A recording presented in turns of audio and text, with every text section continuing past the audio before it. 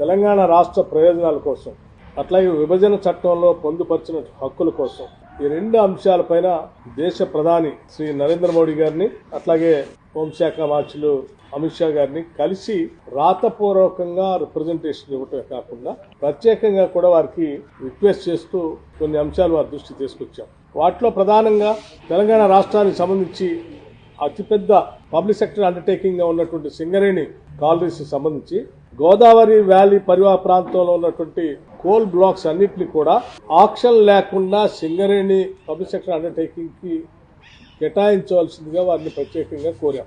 అట్లాగే ప్రతి రాష్ట్రంలో కూడా ఒక Indian institute of management IIM సంబంధించి ఆనాటి పార్లమెంట్ లో అప్పటి ప్రధానమంత్రి మన్మోహన్ సింగ్ గారి నాయకత్వంలో కొన్ని హామీలు ఇచ్చారు. తెలంగాణ రాష్ట్రానికి కూడా ఒక ఐఐఎంని ఇంకా 10 సంవత్సరాల క్రితం రాలేదు. దయచేసి దాన్ని కూడా శాంక్షన్ చేయమని కోరాం. అట్లాగే ఆనాటి విభజన కంటే ముందు రాష్ట్రానికి సంబంధించిన ఐటీఐఆర్ ప్రాజెక్ట్ పెద్ద ఎత్తున ఉపయోగపడే కార్యక్రమంలో భాగంగా తెలంగాణ రాష్ట్రానికి ఆనాటి ప్రభుత్వం శాంక్షన్ చేసింది. 2014 తర్వాత టీఆర్ఎస్ పార్టీ ప్రభుత్వాన్ని ఏర్పాటు చేసి 10 సంవత్సరాలు దాని గురించి పట్టించుకోకుండా గాలికి వదిలేయటం వల్ల ఐటీఐఆర్ ప్రాజెక్టు మేము కోల్పోయాం. దాన్ని తిరిగి పునరుద్ధరించి తెలంగాణ రాష్ట్రానికి ఇవ్వాల్సిందిగా కూడా ప్రత్యేకంగా కోరాం. అట్లాగే విభజన చట్టంలో పొందుపరిచినటువంటి రైల్వే కోచ్ ఫ్యాక్టరీకి సంబంధించి కాజీఫ్యాట్ రైల్వే కోచ్ ఫ్యాక్టరీకి సంబంధించి ప్రత్యేకంగా వారికి గుర్తు చేసి దీన్ని కూడా మంజూరు చేయవలసిందిగా కోరాం.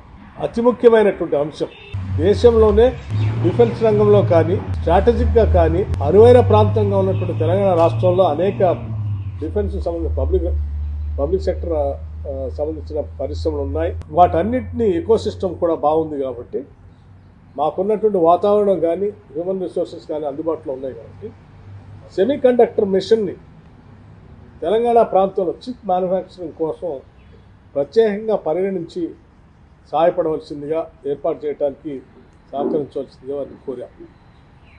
అలాగే పేదవాళ్లకు సంబంధించి రాబోయే 5 సంవత్సరాల్లో 25 లక్షల ఇళ్లకు మంజూరు చేయవలసిందిగా కూడా వారిని కోరాం.